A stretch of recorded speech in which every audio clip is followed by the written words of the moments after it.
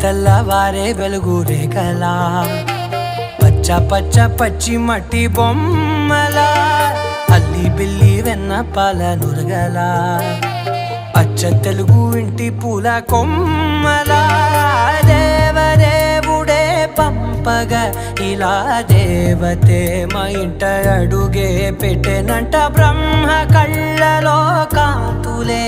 మా అమ్మలా మా కోసం మళ్ళీ లాలి పాడేనంట